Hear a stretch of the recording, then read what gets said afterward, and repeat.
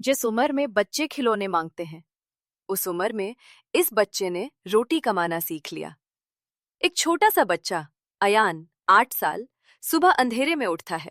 माँ बीमार है, बाप दुनिया छोड़ चुका है। अयान बेटा, आज स्कूल नहीं जाओगे? अम्मी, पहले रोटी आ जाए, स्कूल बाद में भी हो सकता है। अयान पुराने कपों में चाय की दुकान पर काम करने चला जाता है। अयान झूठे बर्तन धोता है, चाय पहुंचाता है। लोग उसे डांटते हैं, कोई प्यार से बात नहीं करता।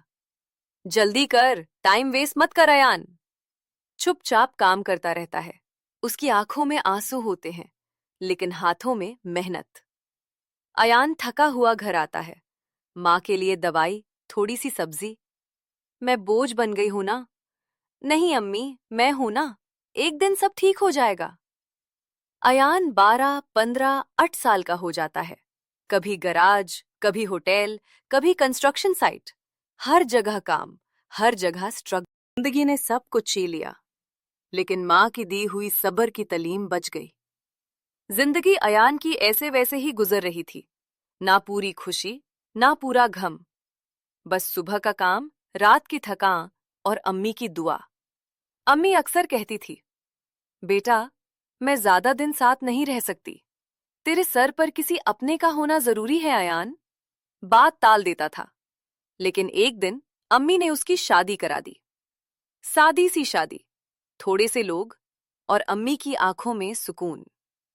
शादी के कुछ दिन सब अच्छा चला। घर में एक औरत आ गई जो घर संभालने लगी। अयान के लिए चाय बनाती और अम्मी के पैर दबाती। अयान पहली बार महसूस कर रहा था कि जिंदगी शायद अब थोड़ी आसान हो जाएगी, लेकिन खुशियां ज्यादा दिन टिकती नहीं।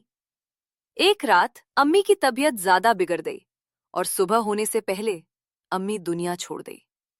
अयान के लिए जैसे सब कुछ खाली हो गया। कब्र के पास खड़ा अयान बस इतना बोला, अम्मी, आपने कहा था अल्लाह सब देगा, अब मैं किससे दुआ करवाऊं? अम्मी के जाने के बाद मुसीबतें एक के बाद एक आने लगी। बीवी भी परेशान रहने लगी। घर में सुकून कम और खामोशी ज्यादा हो गई। कई रातों तक अयान भूखा सोया, सिर्फ अल्लाह से बात करता रहा। या अल्लाह, मैंने कभी हराम नहीं खाया, कभी किसी का हक नहीं मारा, बस तू ही मेरा सहारा है। और फिर अल्लाह ताला ने सब्र का इम्तिहान पूरा किया। एक दिन अयान को एक बड़ा काम मिला, फिर दूसरा, फिर तीसरा। जहां लोग उसे पहचानने लगे, वहां पैसा भी आने लगा, कर्ज उतरने लगा, घर संभलने लगा और जिंदगी दोबारा सांस लेने लगी। अल्लाह ने उसे सिर्फ दौलत ही नहीं, बल्कि इज्जत, सुकून और बरकत से